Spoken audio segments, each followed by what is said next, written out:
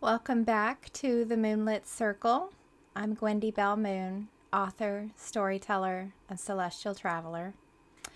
This is a healing space for you. It's a healing space for me as well, but I've gone through a lot of the healing journey already, and I'm here to share with you. But it's not a substitute for professional help, and I just want to make sure that you understand that as always, I am not a mental health professional, just a storyteller sharing my lived experiences. This is Lilith. She would like to come and say hello.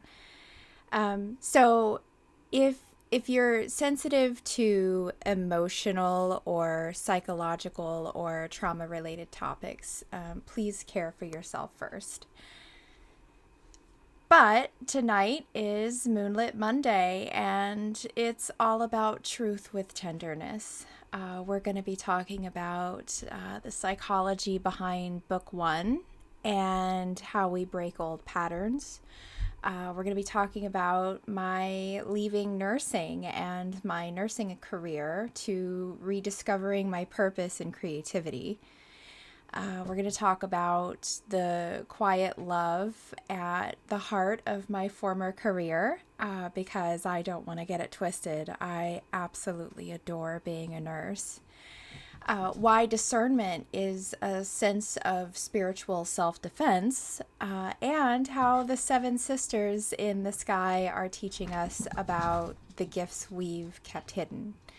Plus, I'm sharing my own journey recovering from insomnia and rebuilding sleep as a sacred ritual for myself. We'll tackle that towards the end of today's video.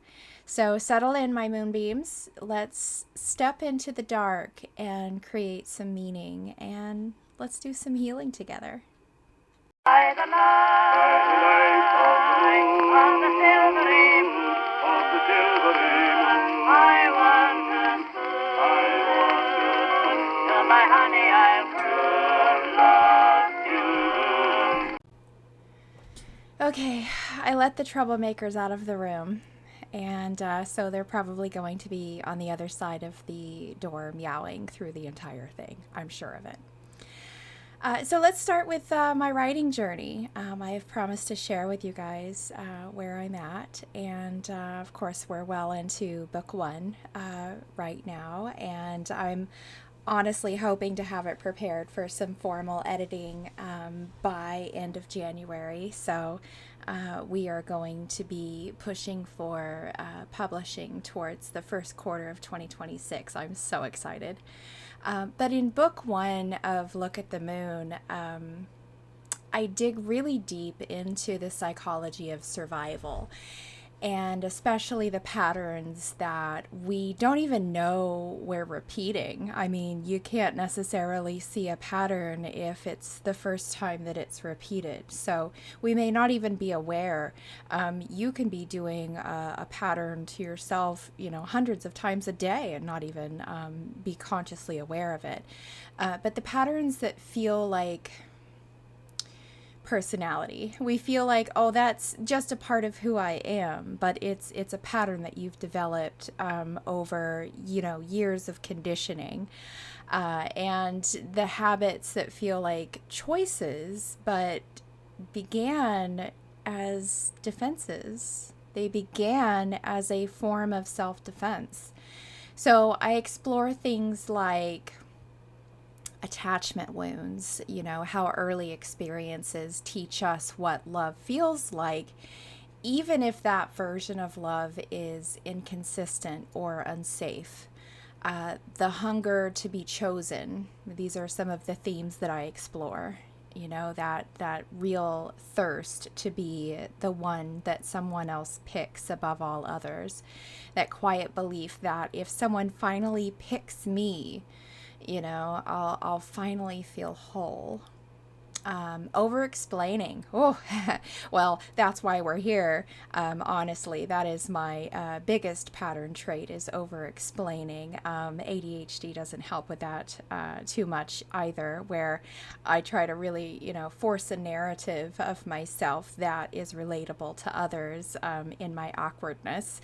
And, I try to mold a narrative about who I am, there's a lot of us that are guilty of this, but into worthiness, because somewhere along the way, my truth of who I am was dismissed. And so I try to curate this form of Gwendie that is more palatable for the rest of the world. And in order to do that, over explaining comes in quite a bit. And also carrying the responsibility of something bigger than us, something that never belonged to us. Becoming the fixer, the healer, the emotional first responder in relationships, because our own nervous system was trained to anticipate disaster. Really good at recognizing tension in a room. You guys know who you are.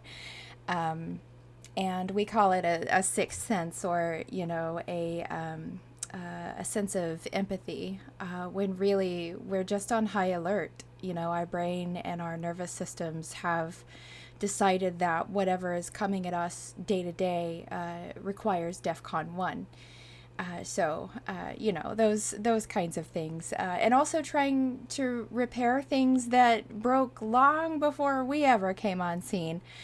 Stepping into roles that were never ours to take on, to manage, to mitigate, out of hope or fear or familiarity, or trying to establish a new comfort zone. So, here's the thing of that arc. It's not about blame. It's about understanding. It's about really breaking down what happened to you and where those defenses were built up. This is what shadow work is. Where did your brain take a turn and go, okay, in order to protect ourselves from this moment, moving forward, henceforth, we shall always see situations like this as blank or blank. This is how it works. It's a defense mechanism, because when we understand the psychology that is rooted in developing those habits and those patterns, we stop making enemies out of people who are simply, reenacting pain that they never healed. And, that's there's something to be said for that. There's something to be said for creating that speed bump and then needing to get past it to move forward. So, we stop making enemies along the way of ourselves too, when we start, really assigning those psychological factors and knowns to the data that we're trying to process in our own day-to-day lives. And, understanding gives us a choice. We don't have to be stuck in that pattern. We can choose to overcome that pattern. We can choose to have power in that situation rather than allowing the patterns to guide the ship.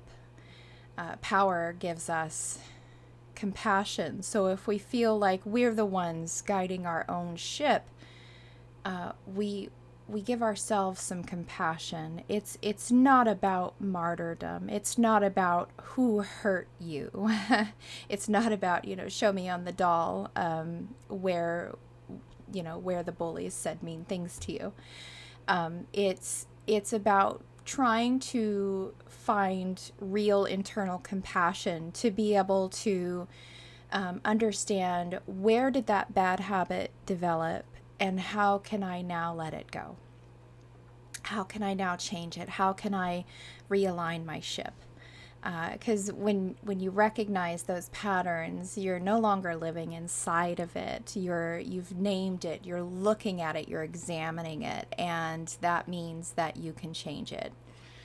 So, what happened to you as a child to create those patterns, it didn't define you.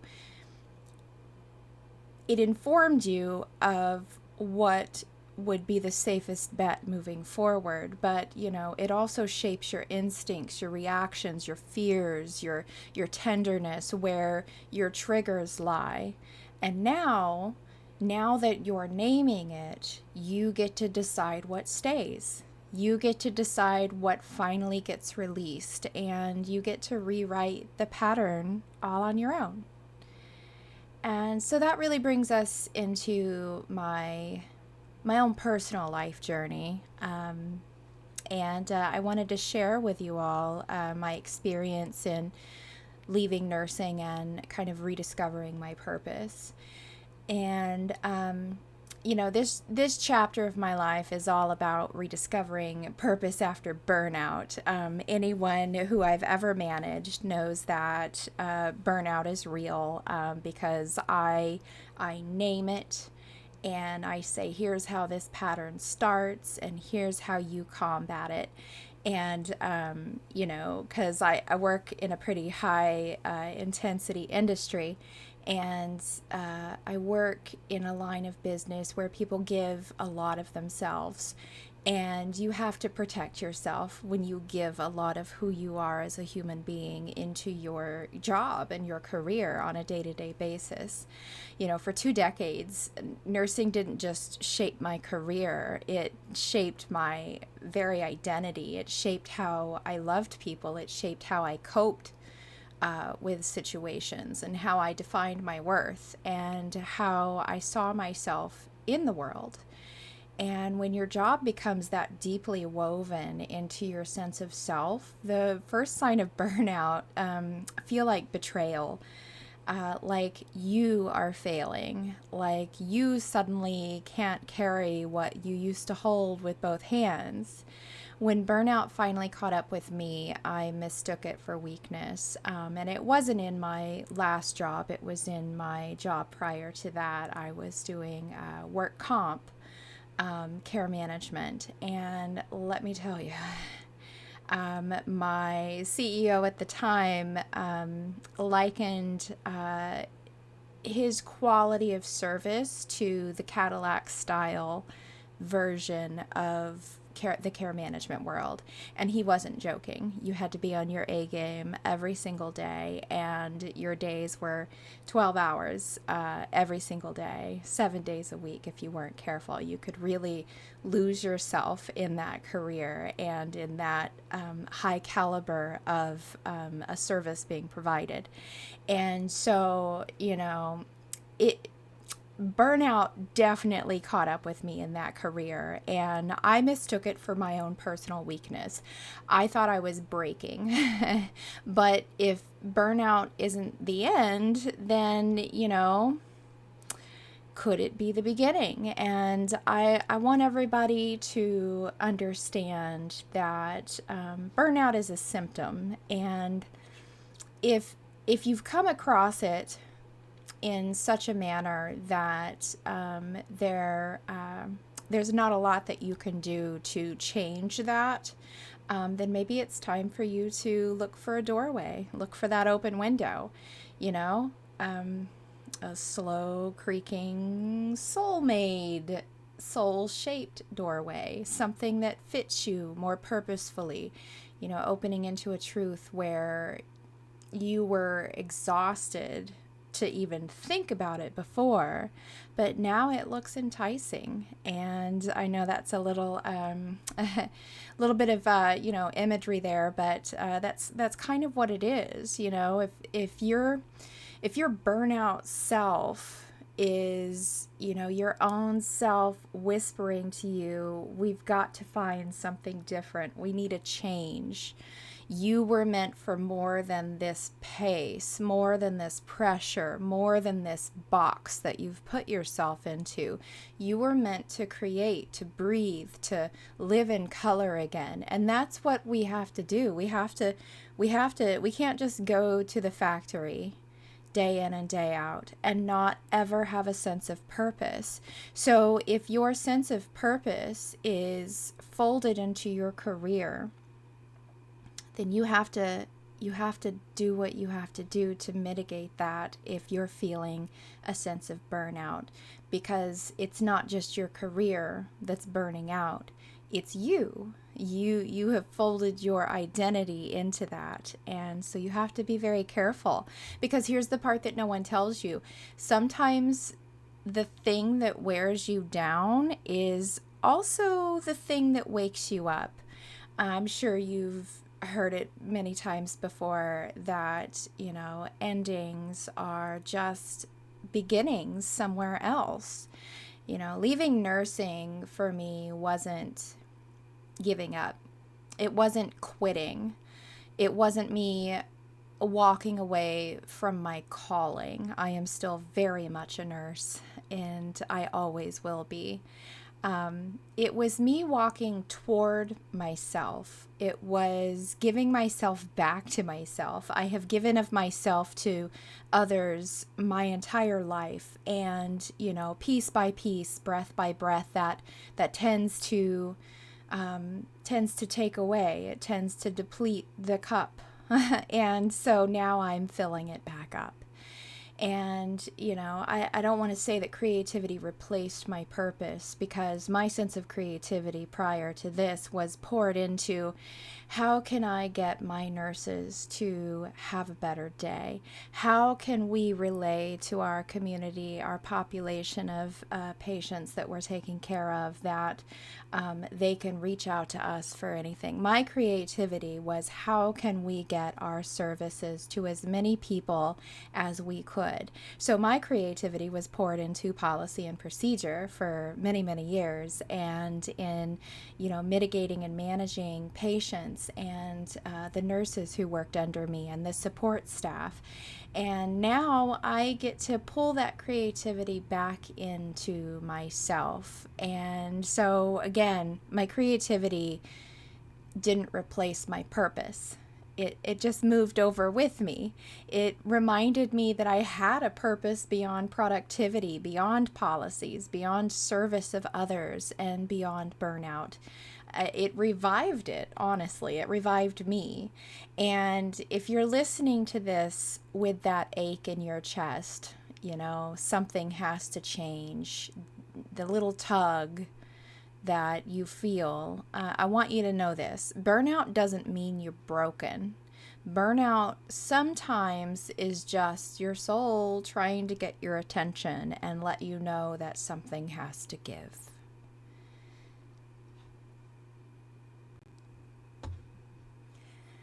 So, before I walked away from nursing, I had to honor what I loved, because I truly, deeply love nursing. I love the philosophy of caring, actual caring. There's entire theories developed around caring. The kind that lives in the space between two human beings when one is hurting and the other one says, "I've got you." It's a special bond. And, and I'm not talking about the kind of nursing that's like the checkbox version or the policy version. I'm talking about caring and nursing, the real thing. I love the teams who showed up with heart even when the system was cold, and that's what I had in this last job that I was at for the last 6 years. The colleagues that I had were absolutely amazing. They would sit with someone through their fear. The ones who made impossible days feel survivable because compassion was their native language. It's really kind of a self-soothing support system to have a bunch of nurses and care managers in your circle, because they do what they do, and they bring that care management and that caring theory into every aspect of their world, even having, water cooler talks with coworkers. They bring that aspect of caring, and I think that's something that is very unique to nursing. There were, there were people who felt that it was a privilege to help others through some of the hardest days of their lives. They felt like they had landed, the role of a lifetime to be able to provide that level of care to others. That's the kind of care I'm talking about, the kind of moments that really etch themselves into people's lives and never leave. And moments where love shows up disguised as service. Those are so beautiful. Moments where you realize how fragile and sacred life really is, because as nurses, we see it every day. Even if we're behind the scenes reading it from the charts, you still see it. You know what that moment was like. I loved the nurses who never forgot that there's a real human being behind every spreadsheet and every phone call and every case number and every admission and every medical request, because not all nursing is side by side with the patient. Sometimes the support is over the phone. Sometimes the support is behind the scenes. And, the people who fought for those patients, quietly and fiercely behind the scenes, to keep their dignity at the center of focus at all times. Those are the nurses that I really admire, and I really am going to miss that.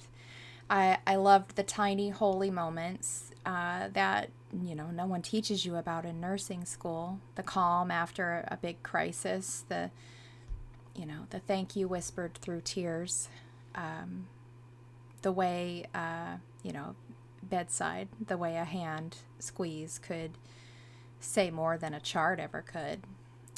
These are all memories that I have of, my nursing career, and I'm not saying that I'm giving it up entirely. Again, I'm still licensed, and I would like to remain so, and I'm sure that at some point in my future I will go back to some job in nursing, but nursing is part of my backbone.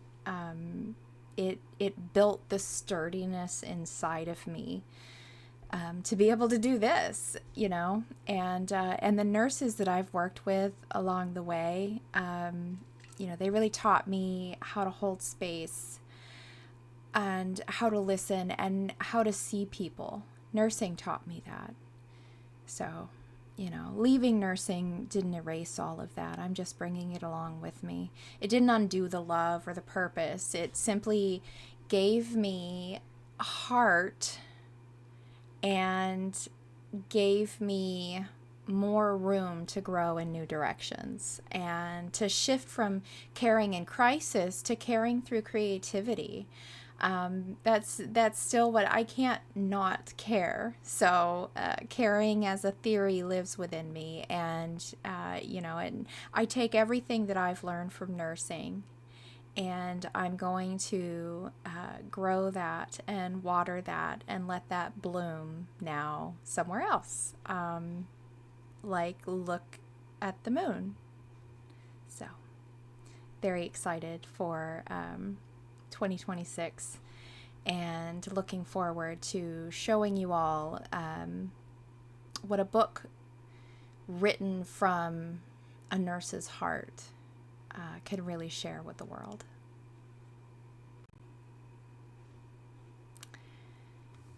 So I want to take a moment to acknowledge Emily Baldoni for something very powerful.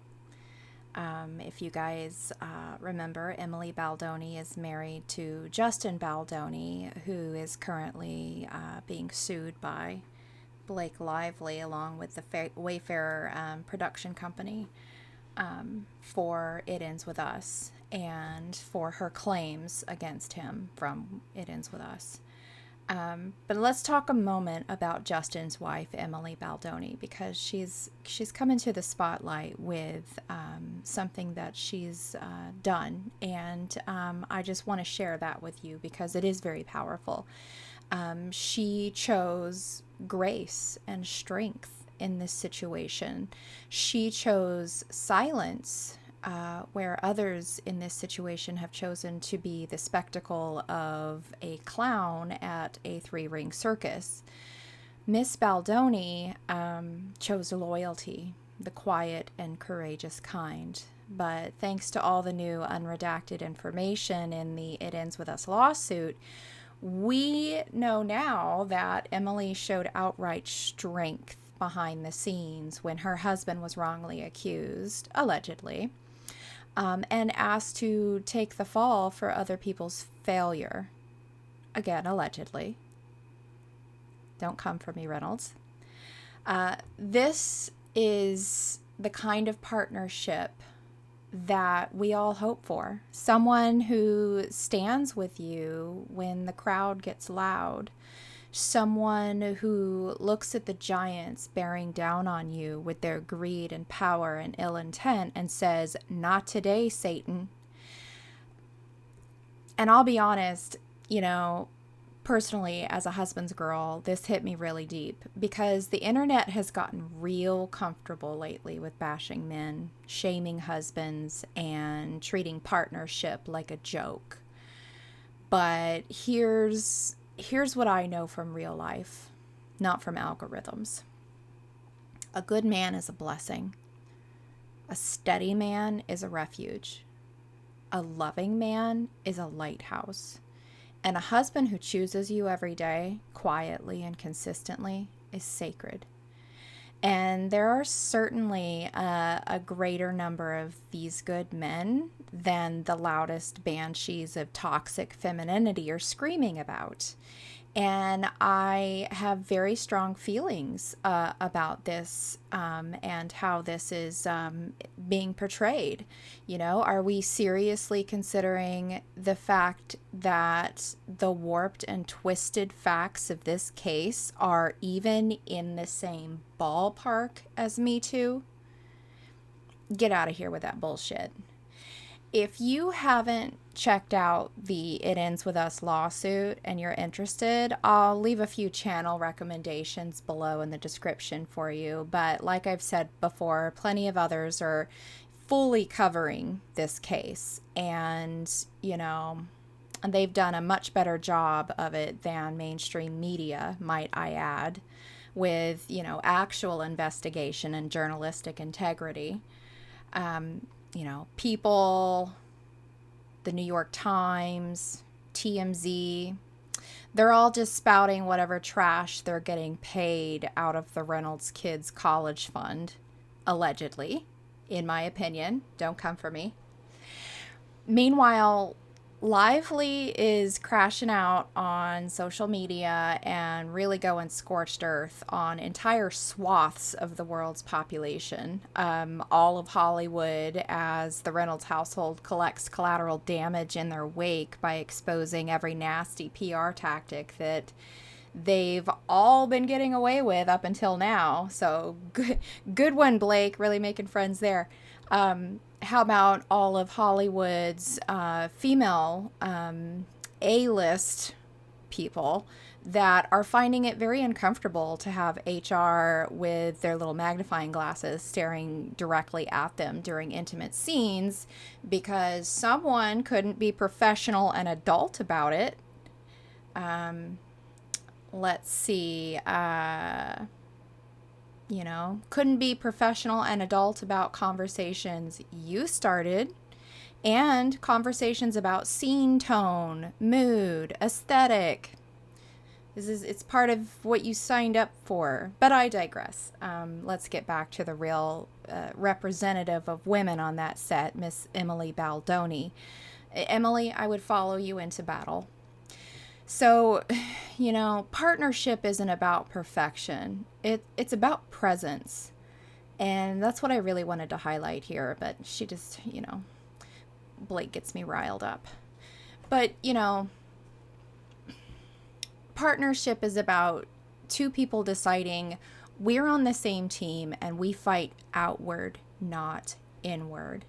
It's about loyalty in the dark and laughter in the light. And it's about saying, you don't have to weather this storm alone. I'm right here with you. And that's the kind of love worth honoring. And that's the kind of marriage I believe in. Not the caricature the internet likes to mock, but the real thing, the healing thing, the holy thing that lets two humans become stronger together than they ever were apart. And that takes us to the dark side of the moon. And we're kind of, let's talk about the dark side of the moon. Because the moon has one, as we do. We all have a dark side. We all carry places the light hasn't reached yet. No matter who you are, no one's perfect. And during seasons of big transition, those shadows can actually get stirred up and kind of kicked around a little bit, agitated, poking the hornet's nest, so to speak. So when you're making massive life change, let's talk about new career, new home, new state, leaving a long-term relationship, entering a long-term relationship. There's excitement for sure. There's hope for the newness. There's possibility for the newness. But there's also grief. Even if you're finding it a good change, a major change has grief no matter how you feel about it. Because what was before, you need to grieve the loss of. You need to experience grief for who you used to be before the big change, for the dreams you outgrew, for the comfort of the familiar that's now being uprooted. Even when the familiar was hurting you, it was still a comfort. So you need to grieve all of those things. No one talks about the grief of growth. And we're expected to put on a brave face and be bold and excited, but no one talks about the quiet ache that comes with becoming someone new and deciding internally to change who you are and your outlook on life and your perspectives and your dreams. And here's the truth. Not everyone is going to clap for your transformation. Not everyone will cheer you on for doing something new and exciting or for learning your lesson from pain. In fact, some people in our world seek to weaponize your vulnerability and your growth. Not naming names, but y'all know who you are. Some people abuse social movements meant for protection as tools for manipulation. Some people use broad, sweeping blanket ideals like believe all women to destroy good people for personal gain. Some people perform empowerment while acting from fear. Some people portray themselves as the hero when they're actually cutting others down. Some people betray you simply because your evolution exposes their own stagnation and inabilities. And some people just lie. And sometimes those people who lie are women. There, I said the quiet part out loud.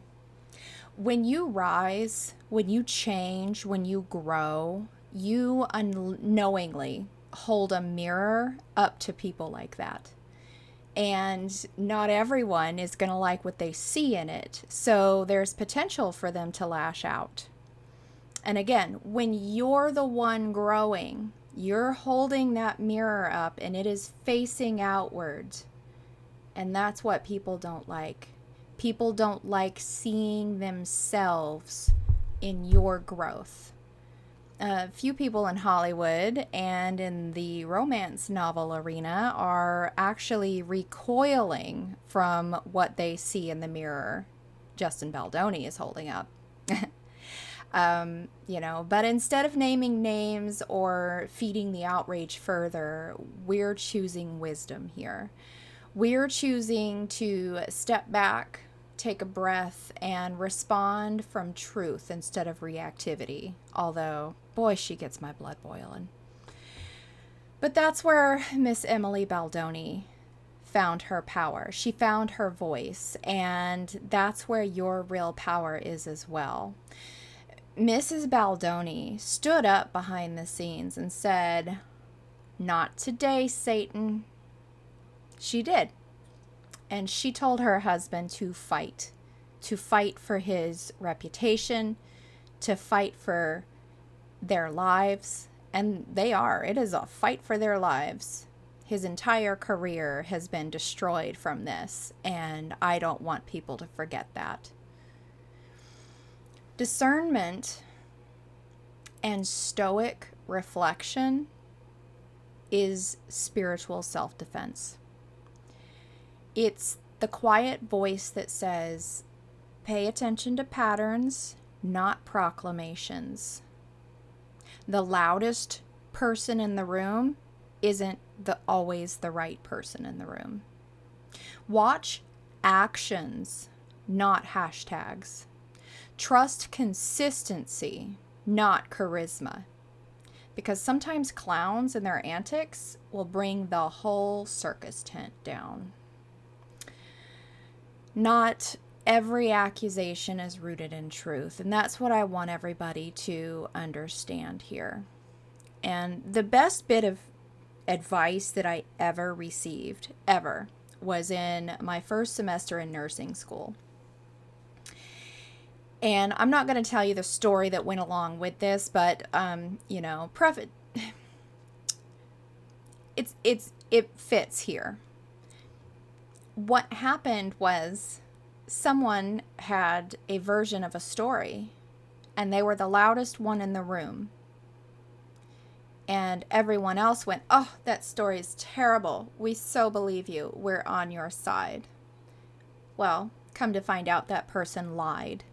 And everyone who rallied behind them ended up taking a hit because they jumped on the wrong bandwagon. And that was the bit of advice, was be careful whose bandwagon you jump on. Maybe understand the contents before you start having opinions. I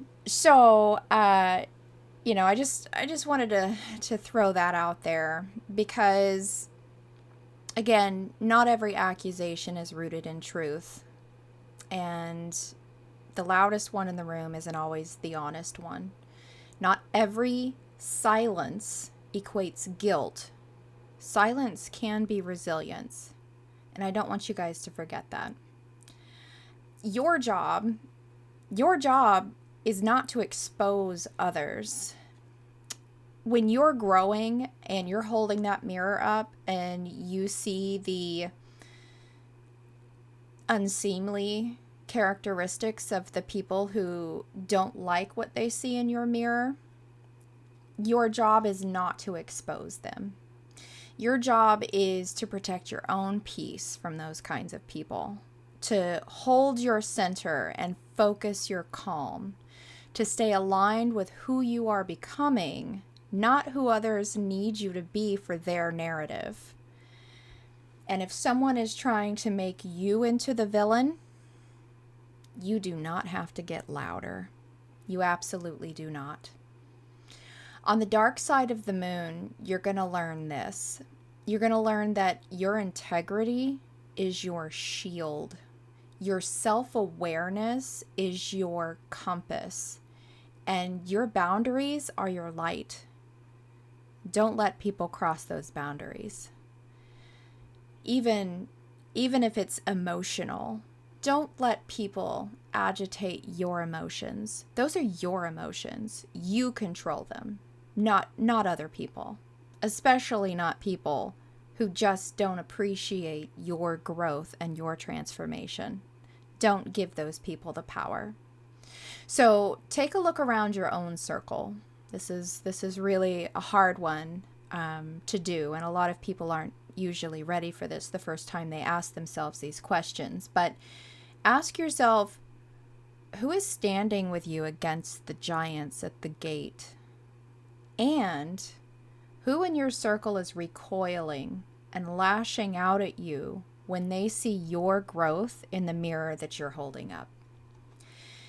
I recommend everyone ask themselves this a couple of times a year, because as you grow and transform, others are going to take notice. Okay, gang, let's take a look at the sky. You want to make sure that the people in your corner So are this in week's your celestial corner. Feature is the Pleiades, the seven sisters, and that was posted yesterday on Sunday for the Sunday Sky Map. So go check it out on Facebook. The seven sisters actually rise really bright in the eastern sky this time of year, and astronomers just confirmed something absolutely beautiful. The cluster contains more stars than we ever realized, and those hidden little members, those quiet little lights, they're gifts that were always there, but only recently recognized. And that's a reminder that just because something has gone unnoticed doesn't mean it isn't real. And here's where it gets fun, because the Pleiades have been the center of myths and stories and cosmic speculation for thousands of years. Across different cultures, people looked up at the shimmering cluster and imagined, what if something or someone is looking back? And some New Age and metaphysical communities actually talk about the Palladians from the Pleiades. These are supposed to be very benevolent, advanced beings, said to be full of wisdom and compassion and healing. And are they real, symbolic, pure storytelling? Who knows? Who knows? But the stories are definitely beautiful. And so that's why I wanted to highlight the Pleiades this week, because in the narratives about the Pleiades, they aren't these little green men kind of aliens. They're actually painted as gentle guides to the cosmos and the soft-hearted philosophers of the galaxy, beings who come not to conquer but to illuminate and to help advance our civilization. And even if you don't take the lore literally, which most people don't, it's an incredible metaphor, isn't it? Just the idea that somewhere out there in a cluster of these little blue-white sparkling stars, there could be a civilization rooted in empathy and intuition and light. And I think a lot of us strive for some kind of existence along that plane, and so it certainly is a beautiful thing to think about. The idea that someone or something could look at our messy, beautiful human lives and whisper, "You are not alone in your becoming. We've been there." And just hope that we are going to make it through our own human endeavor and come out the other side of it enlightened, and ready for whatever else is out there. But even without the conspiracies, the symbolism holds. It talks about how the Pleiades, the seven sisters, the stars themselves, they remind us that, you've had stars inside you all along. And even the ones you weren't ready to claim. And now you can claim them all. You can finally see them through the clarity. You've got yourself a new lens. That's what NASA did. Went and got themselves a new lens. And now they can see with clarity that the seven sisters were so much more than we ever thought. And you know me, I love a good cosmic story. And whether you believe in alien lore or just enjoy the myth making of human imagination, there's something undeniably romantic about a sky full of ancient sisters and the possibility of unseen worlds. So just thought that was cool for this week. But I did promise you all I would take you down my insomnia story, and I wanted to share with you guys a ritual of rest. I always like to end with something practical that you can use to bring a little magic and insight into your life. And tonight, that's sleep. And there was, I just want to share real quickly, there was a period of my life where insomnia kind of controlled everything. I was placed on heavy medications when I sought medical assistance for the problem, and they were initially intended to be temporary, but as most heavy sleep medications go, it ended up being a much longer process than I thought. And 2 years later, I started asking doctors if they would mind helping me get off of those medications, as the crisis situation in my life had passed and I was ready for some natural sleep. And I was told it would be better to keep on the medications to avoid disruptions in my sleep, and that didn't sit well with me. So I was essentially declined medical assistance to get off of some heavy sleep medications. So disclaimer, do not recommend, but I built myself my own withdrawal plan, and slowly, safely, and very carefully, disclaimer, I do not recommend this. This is technically medical noncompliance. But over the course of another 2 years, I rebuilt my sleep hygiene from the ground up to reclaim rest as a sacred, loving ritual. Sleep is not laziness. It is life itself. It's not indulgent. It's devotion, and it's the lover's archetype in physical form, honestly. Sleep is the necessary rest that we need. And every time you hear interviews from centenarians and anyone who makes it past 100, even people that you're talking to into their 90s, one of the most common factors that all of these people have in common is that they revere sleep. They absolutely worship sleep. They make it a priority in their lives, and they do quite a bit of it. And so who am I to argue with that? Because they've tried for a long time to figure out what extends life, and that is one of the things that people have in common. What's the other thing? Letting shit go, not harboring ill intent, not harboring low frequency emotions. That's kind of the other thing. We'll talk about that on another day, but I really want to focus on sleep, and I want to teach you the steps that really changed everything for me. So I've broken it down into 10 easy steps. I'm going to put a little bit of a summary for the 10 steps that I did down into the I'll pin that in the comments for you guys, but this is definitely will help you over time. It does take time to adjust your sleeping hygiene, but the first thing you want to do is you want to have a very boring consistent sleep and wake time. And it shouldn't be different from your days off to your days that you work, which is why it's boring. It needs to be a safe time for you to tell yourself that you're going to get up. Have you read the 5 a.m. Club and all of a sudden it was inspiring, and you've decided that even though on a daily basis you naturally wake up at 9 a.m., you're going to try out the 5 a.m. Club? That's not realistic. You're never going to stick to it. You're going to go back to what you were doing.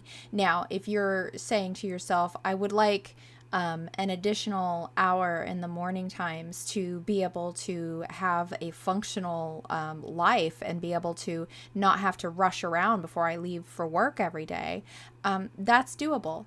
But the thing is, you have to do it on your days off too, or you're never going to be able to stick with that.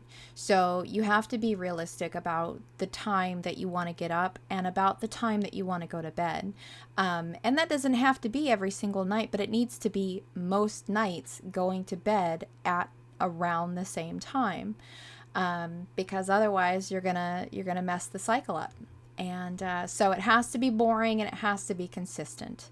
The next step is, creating a 30 to 60 minute wind down time. I give myself an hour. This is where you really don't want to do anything that is mentally exhausting. This is the time where you are doing your beauty routine in the bathroom, or maybe taking your nightly shower, or reading a chapter in your book, or potentially meditating. You want these to be very low-key, uneventful items that you're checking off of a list. No, don't do, you don't want to get into budgeting during this hour, is what I'm saying. You don't want to start that new documentary mini-series, because you're trying to power down, and that's what you need to keep in mind. The next thing is protecting your sleep cave. It is a sacred space. You need blackout curtains if you're hypersensitive to light. That's me. You need the cats to be taken care of and have everything that they need, so they're not running through the house yowling at 2 o'clock in the morning.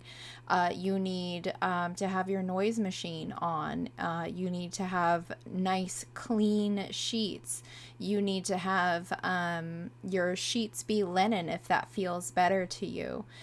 You need to make sure that the space is cool, and that you've got your white noise going, and you're reserving your bed for sleep.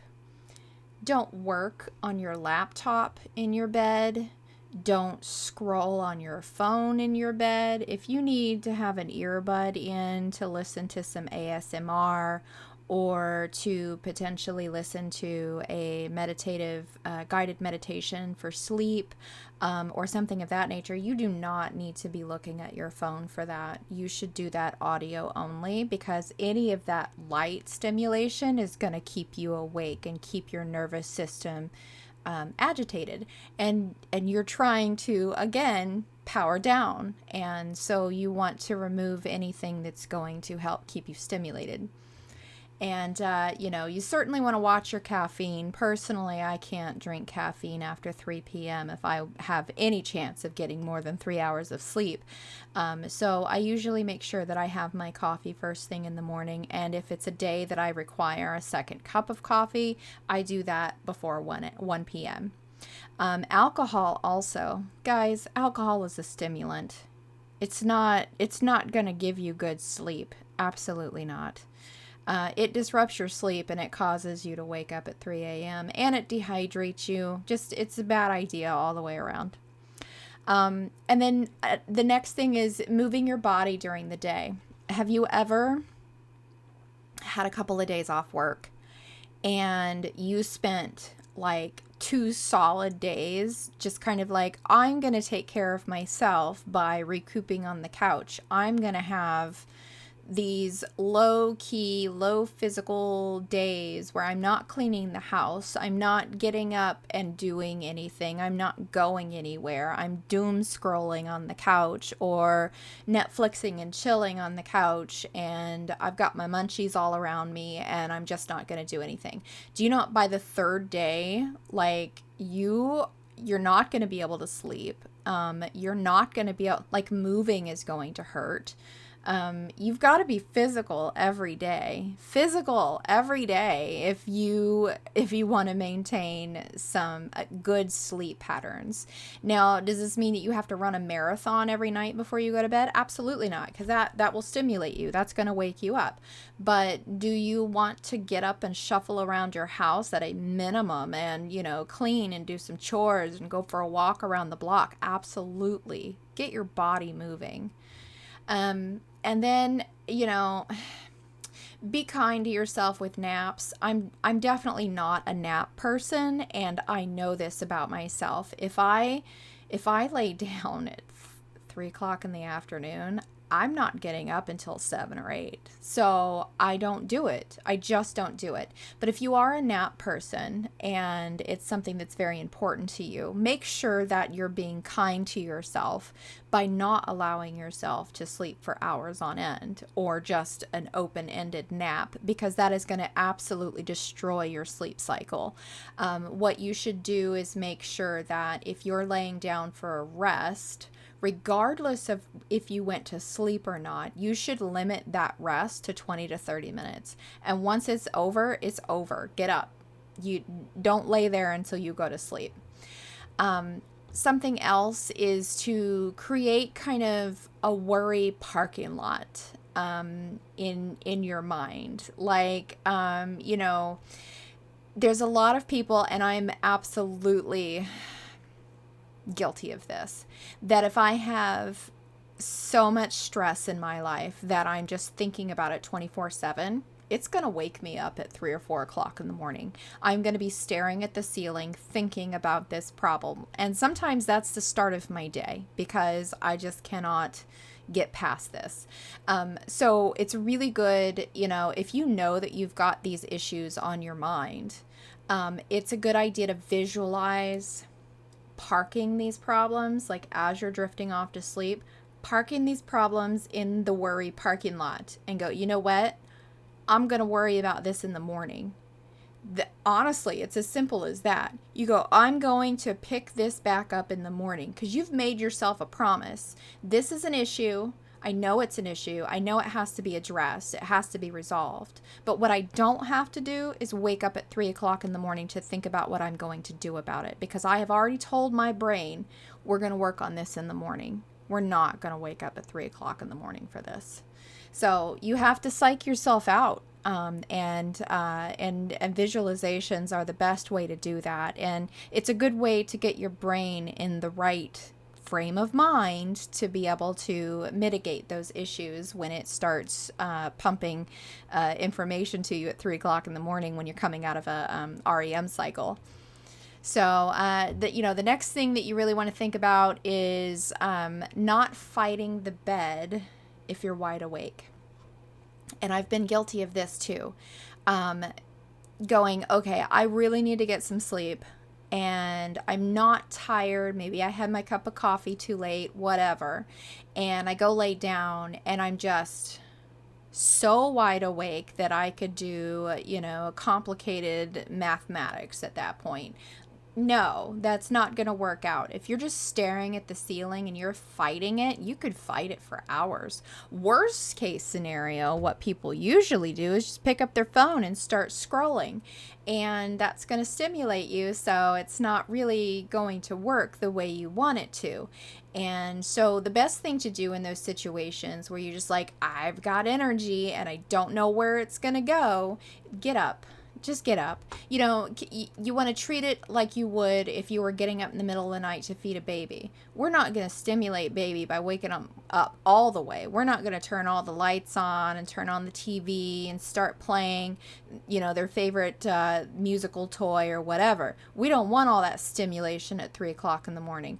But get up, keep it nice and light, keep the lights low, If you're not able to sleep for about 20 minutes, get up, do some stretching, some breathing, some reading in low light, and then go back to bed only when you start to feel sleepy. It prevents your brain from associating bed with frustration and anxiety. So if you're just tossing and turning for hours, oh no, your brain is like, this is a terrible place to be. I don't want to be here. I want to be anywhere but here. Like, you don't want to create that association. So just get up, go do something, some light activity. Reading usually does it for me, like physical reading. Physically reading a book, not your blue screen TV, not your blue screen phone, not your blue screen laptop. Reading actual words on paper. Also another passion of mine. We'll talk about that another day. But the last thing is really kind of anchoring down what your mornings look like. If you are a girly who needs those blackout shades, the second you get up, open the curtains. You need light. Your body and brain need light to maintain a good cycle. I was raised in a home that was very dark, few windows, never open, and let me tell you, world difference in how I operate as an adult with my windows open during the day, and a lot at night too. I've just got a very private home, but yeah, like I could not function without that light coming in. There's no way. If I had the shades drawn, I could sleep all day with no light coming in. So definitely you have to make sure that you're stimulating yourself to wake up in the morning, however that works for you. Do you need to do some stretches? Do you need to take a shower in the morning? Do you need to look yourself in the mirror and wash your face and tell yourself some affirmations? Whatever helps to associate a good wake up time and a good solid waking up. That's what you need to associate your mornings with. So that's what worked for me, and I'll pin that down. I'll pin a summarized version of that down in the pinned comments for you guys if you're interested in grabbing that little ritual there. But before you go, please like and subscribe and ring the notification bell. It really helps this little moonlit corner of the internet grow. And if you want to give back to the Moonlit Circle, that's how you can do that. But also make sure that you're checking out the Moonlit Circle on Facebook for those daily reflections and the sky map updates. And also the metamorphosis continues. So each week, I post on Wednesday for the metamorphosis, which is my my weight loss and health journey. And so far we've covered just kind of some initial stuff and how I feel about the journey that I went through, but we haven't really tackled the actual procedures yet or the decisions for surgeons. We've got a couple of weeks before we get to that. So this week I'll break down kind of what that's going to look like for you guys, so you can come back if you're interested in a very particular section of that. I'll give you a bit of a timeline on when that's going to come out. And so, once again, thanks for joining me. And remember, don't forget to like and subscribe and ring the notification bell to be a part of this little glowing corner of the internet. And keep dreaming, keep wondering, and keep glowing. Gwendie out. See y'all next time. By the light of the silvery moon.